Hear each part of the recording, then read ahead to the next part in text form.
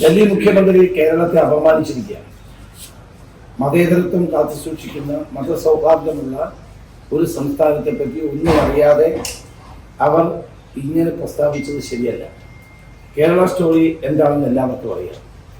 അത് സംഘപരിവാർ ഉയർത്തിക്കാട്ടുന്ന ചില അനാവശ്യ പ്രചരണങ്ങളാണ്.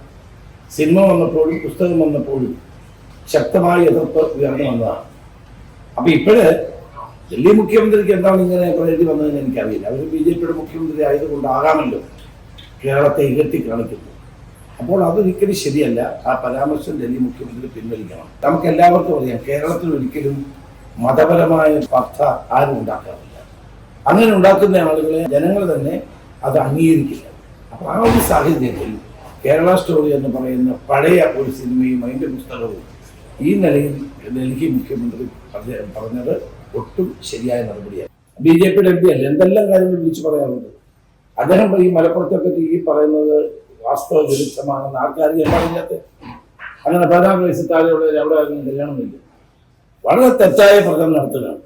എല്ലാവർക്കും അറിയാവുന്ന കേരളത്തിൻ്റെ മതേതരത്വത്തെ തകർക്കാനുള്ള ഈ നീക്കം അംഗീകരിക്കാൻ കഴിയില്ല. അതുകൊണ്ട് സുധാംശു ത്രിവേദി ഈ പറഞ്ഞ കാര്യങ്ങളെ ഞങ്ങൾ പൂർണ്ണമായി തള്ളിക്കളയും. ഇതുപോലെ താല്പര്യമുള്ളവരുണ്ടാവുമല്ലോ. അപ്പം അങ്ങനെ കേരളത്തെ കൊച്ചാക്കി കാണിക്കുന്ന, കേരളീയരെ മൊത്തം അപമാനിക്കുന്ന പരാമർശങ്ങളിൽ ഞങ്ങൾക്ക് ശക്തമായ പ്രതിഷേധമുണ്ട്.